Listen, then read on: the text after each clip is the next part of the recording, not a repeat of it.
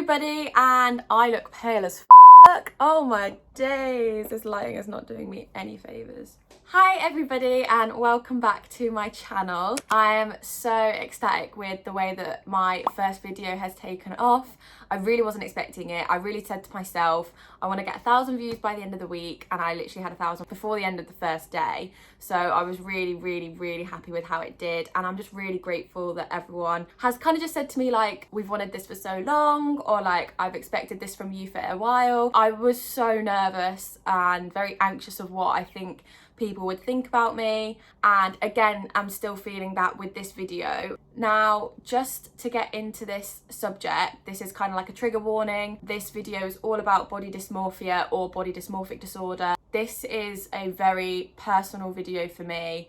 I don't really talk about it to anyone, and it is easier to speak generally and to people that I don't really know than to someone I'm really close with. So not many people know I have it, or now they do because it's now on social media and for everyone to see. But it's not the sort of thing that I'm like, hi, I'm Saskia and I have body dysmorphia. So it's not like anything that I tend to really talk about. However, people do know I have it and it's very personal. And one of the reasons why I did it with a bare face is because this is me 6 days out of the week, with the one day being today that I'm going to put a full face on. The reason I didn't do it now is just because A, it's 30 degrees and I'll probably sweat it off in front of this light, and second of all, I'll probably cry. And also, this is me most of the time. Yes, I look a bit washed out because this light is piercing, but this is me.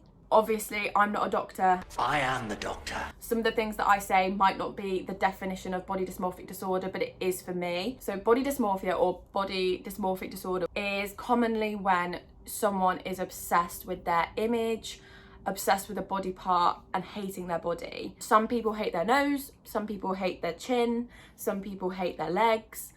And for me, I have always struggled with my stomach.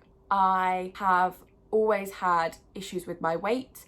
Ever since a young child, I feel like I used to cover up. My mum was amazing. She used to like buy me tankinis instead of bikinis because I didn't want to wear a swimsuit because no one wears swimsuits anymore. But I wasn't brave enough to wear a bikini because I hated my stomach being out. So she was always amazing. People often mistake body dysmorphic disorder with vanity or with kind of low self-esteem. Everyone has things that they don't like about themselves. Everyone probably has something that they probably would change about themselves. But that is not to be confused with BDD. I just live in the noisiest fucking flat. It is something that controls your life. It takes over your mental state, your physical well-being, and your day-to-day life. For example, I've had days where I would not get out of bed, or I've had days where I look at myself and I'm so repulsed by what I see that I would wear the baggiest joggers and the baggiest hoodie. So whenever I looked in the mirror, I didn't see an inch of my body. That is the difference, because it's to a state where it's controlling what you do on a day-to-day basis. And someone that just hates their nose, or oh, I'd get a nose job, that's not the same as having body dysmorphia. I think I realised I had it when I was about 19. However, looking back, I definitely had it way younger. I remember going out in high school and all my friends were like, let's go get our belly buttons pierced. And I was like, no. It just wasn't for me. And I remember feeling left out because everyone had their belly button pierced at my age. And for me, I just couldn't think of anything worse. I do not want people looking at my stomach, let alone drawing their attention to it.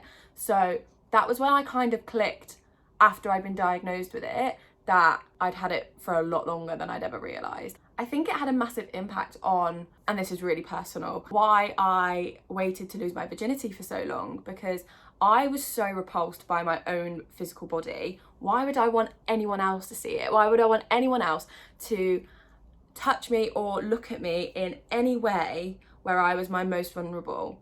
And I think that's why I waited so long to have sex, because I was so put off by it, because the thought of someone else looking at me in my most vulnerable state scared the shit out of me, and still does now. I am so confident and I am so ballsy and in your face that anyone that meets me would probably think she slept with half a bloody Manchester, and it's just not true. Like, I cannot think of anything more terrifying than getting my stomach out in front of people and being in a one-on-one situation where they can see everything and I'm just like,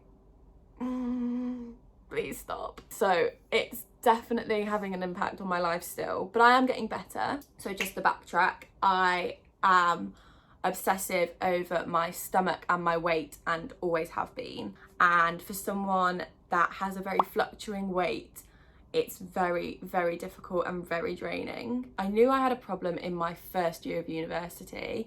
I gained a lot of weight. I just moved out of my home. I was drinking all the time. I was going to takeaways and living my best life. I had a toasty machine, so all I ate was toasties. And yeah, I just piled on the pounds. And I went from about a size 10 to 12 to a size 14 in my first year of university. Because I was in a relationship, I didn't really care. And it was my first relationship as well, so I just kind of like, everything went over my head. The weight gain didn't bother me. I was having an amazing first year and had the best time. And then we broke up because he cheated on me with about 15 different girls, and that in itself will knock you from here to here. It made me feel that he'd done it because I'd gained weight. It made me feel that I was the reason that he cheated, and I think I really struggled with getting my head around it because he constantly lied about it, and probably to this day would still say that he didn't cheat. That was the start of it because I blamed myself for him cheating, which is stupid. Don't ever do that. And obviously I was like, I'm gonna get revenge body, I'm gonna lose loads of weight, I'm gonna do this, I'm gonna do this, it's gonna make me so much happier.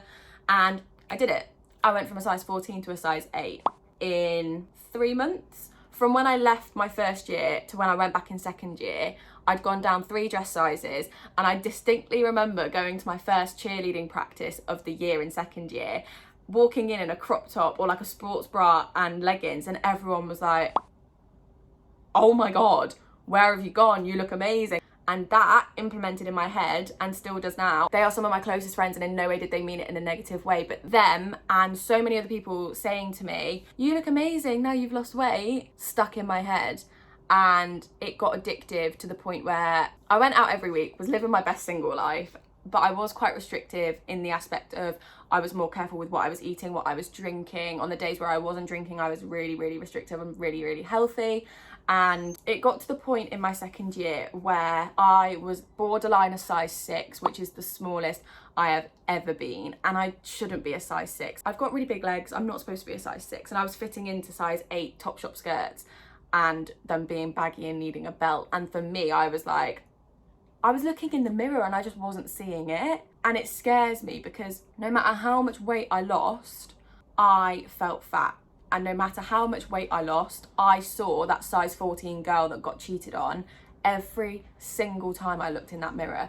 And it was horrible for me because no matter what I did, I never felt pretty and I never felt good enough. And it wasn't until probably about 6 months ago that I was looking back at these photos and thinking, Jesus Christ, I looked unhappy and unwell. And I went from being bigger than I've ever been and unhappy to being the smallest I've ever been and still being unhappy. So that kind of clicked in my head that no matter what weight I am, I always think I'm fat. I'm never happy in my body. And I look back at these photos and think, God, I looked amazing there. Why didn't I feel it? And that is the definition of body dysmorphia. You do not comprehend what you actually look like. And for me, I don't care about coming on here and not wearing makeup. I don't care about my big legs. I've always had big legs. I'm a netballer. However, looking in the mirror every single day and analysing how big my stomach is, or how bloated I look today, or how fat I'm gonna look in this dress that I want to wear, gets exhausting. And I can't describe how many times I have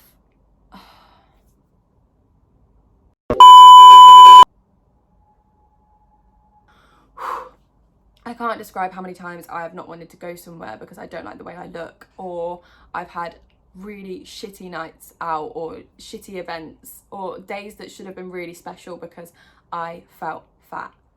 And this might seem really ignorant to someone that thinks, God, I would give my left arm to look like her.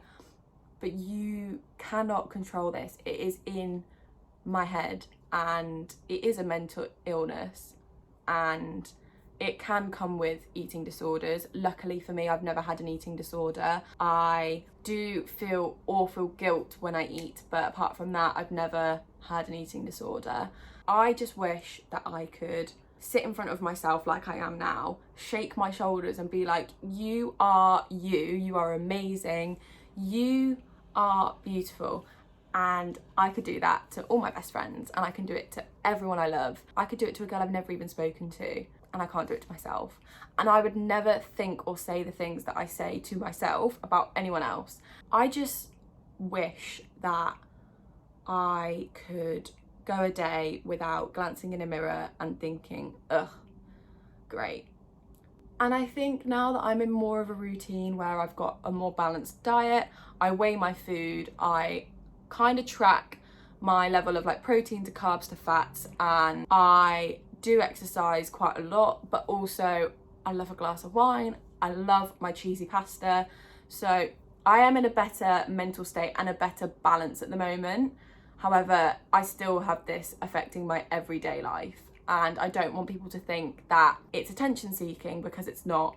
The reason I'm doing this is because so many people have it. It is so common, but no one really talks about it. I went onto YouTube and put in body dysmorphia and body dysmorphic disorder, and hardly anything came up, which baffles me. So it's one of the reasons why I wanted to do this, because even if one person feels the way that I feel and it makes them feel more normal, I've done my job. I feel that the first step of body dysmorphic disorder is admitting or knowing that you have it. I went through that stage of constantly dieting. I was gymming twice a week. I cut out carbs completely. I lost 2.5 stone in like 3 months, which is so unhealthy. And I went to the doctor halfway through my second year of university, and I just sat down and I said, I think I have this. These are my symptoms. Talk to me. And the doctor was amazing and just said to me like, yep, sounds very, very frequent with body dysmorphic disorder.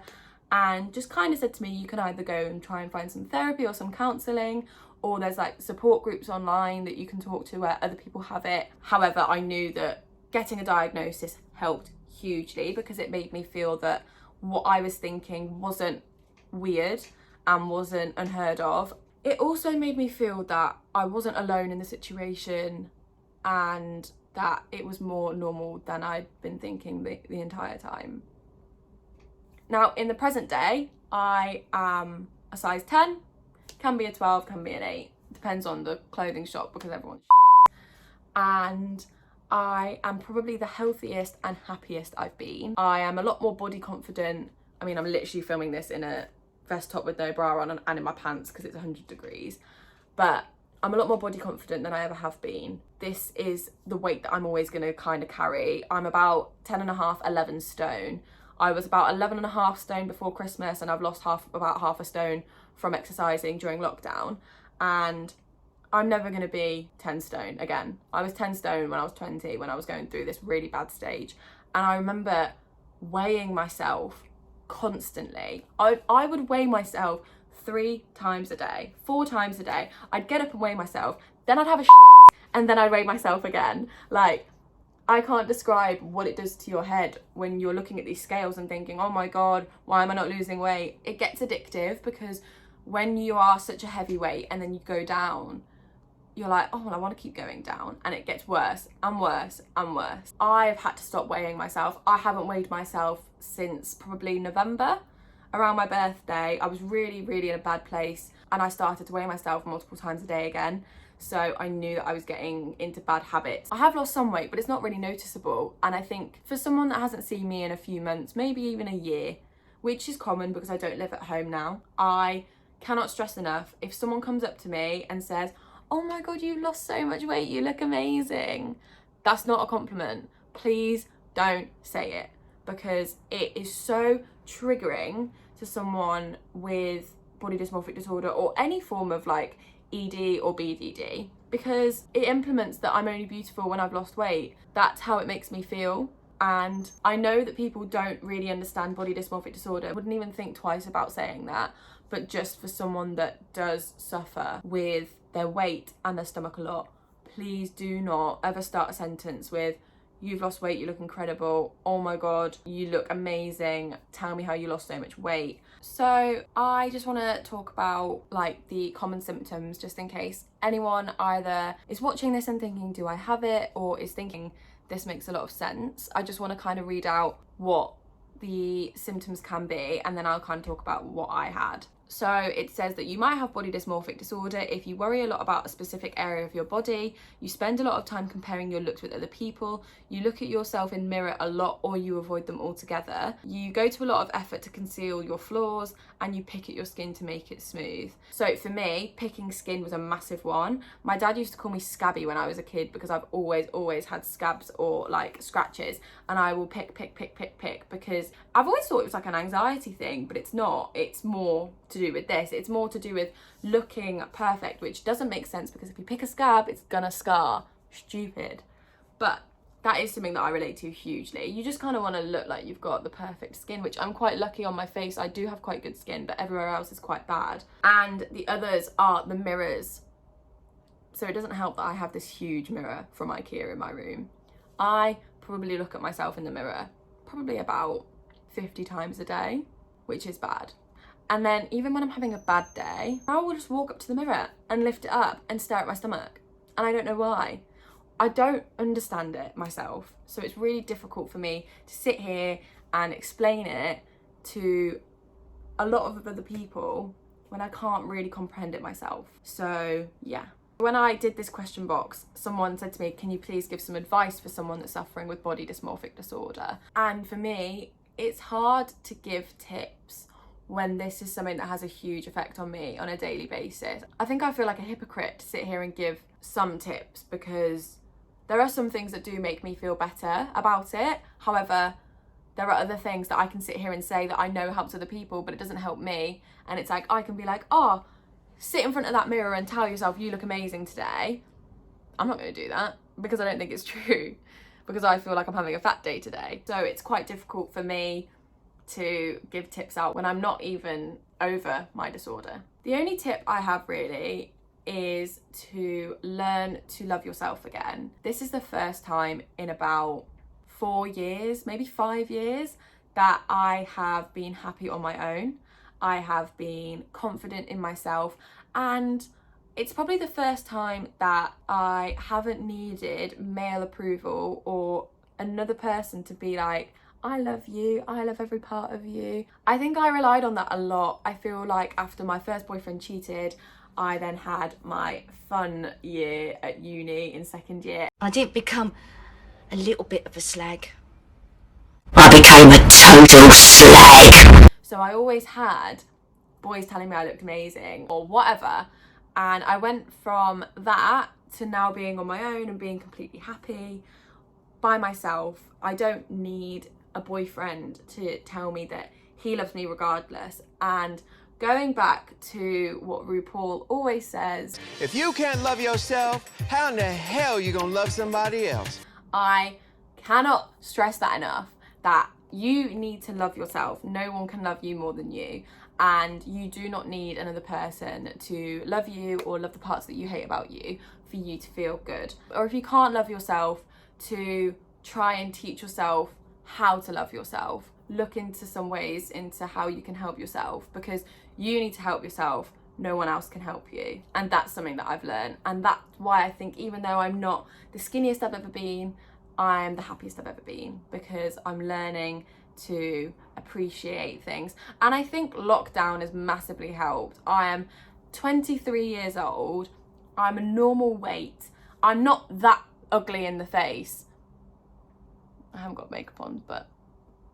And no matter how bad I feel about myself sometimes physically and how draining it can be, I'm very lucky that my other mental health is really good. I've literally been in lockdown on my own since March, and a lot of people are like, oh my god, you're doing amazing, you're not really finding it lonely. And I haven't. I feel like I'm a really strong person in other ways that make up for me just obsessing over my stomach. And there's more to me than body dysmorphia. So yeah, I feel like I've rambled enough. I feel like I haven't answered any questions. I know this was a lot more serious than my first video, and I promise the next one will be a lot more enthusiastic.